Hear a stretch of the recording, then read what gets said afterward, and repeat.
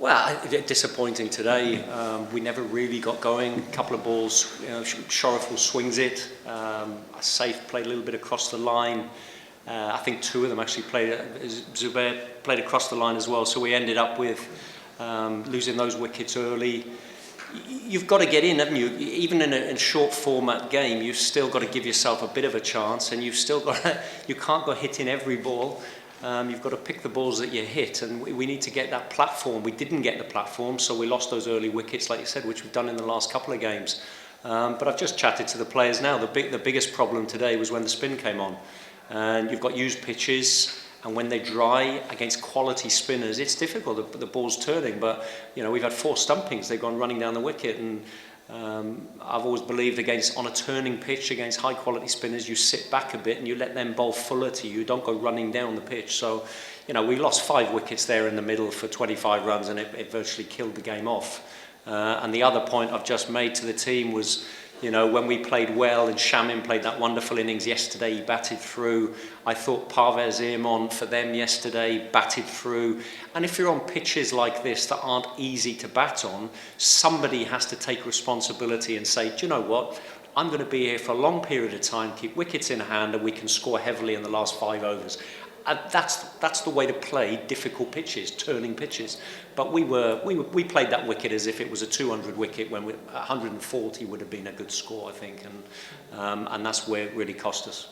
Can you explain some of the selections, especially where haven't been scoring runs anywhere, to be very honest, but he's getting picked consistently at the top of the order? Well, I mean, selection really is based on a panel, and it's based on how people have been performing in nets, trying to get the balance of home players and overseas players. Obviously we'll have to be looking at that. If we've had a couple of results now that haven't gone our way, we've got to be looking at how how we juggle the pack to get the best of what we've got and give us our best chance of winning matches, for sure. And on what is Saif consecutive failure? It's very unlikely. Yeah, I mean, I watched Saif, and I know Saif very well, as you know.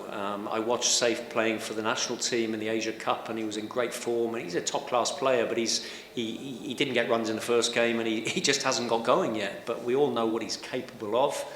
Cricket can be a cruel game at times, and you can have a few low scores, and you're looking for your next run. But it was, a couple of months ago, he was, as I say, doing it on a national level. So every confidence in him as a player. He'll come good. Just hope he comes good soon, because that'll be good for us. But quality player. We have been working with Saif alone previously.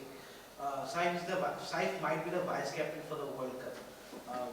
He's not in the runs. What is his thinking methods right now? What is he thinking? Is it a bit lack of confidence, or the things are not going well for him? What is the Cricket is a mental game. I mean, any sport at the top level is confidence. And there's a point I was making. It's only a month or 2 ago where he was really top of the world and scoring runs on a regular basis. And you have a couple of low scores, and you start to, you're wondering why, and where's your next score coming from?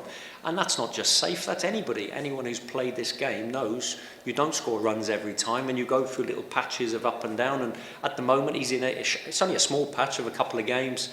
But for him and for us, it's important because we're not quite getting the starts that we need. We're under pressure after 6 overs, pretty much every inning so far. We've been under pressure, and that's then exacerbated when you have high quality spinners on a turning track, and you've lost some of your top batters even before that.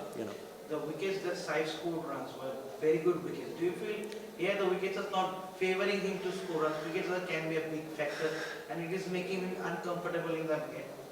When you look, I mean, if you play any high-level cricket, you're going to play on all sorts of pitches, and that's the very discussion I've just had with the players, and why I'm running late for this, is to say that the job on any pitch of a batting lineup is to assess the pitch that you're on and say, look, what is this pitch worth? And as I just said to those guys, that pitch, when we started on it today against high-quality spinners, is not a 200 wicket. If you get 145, you're in the game. Get 150.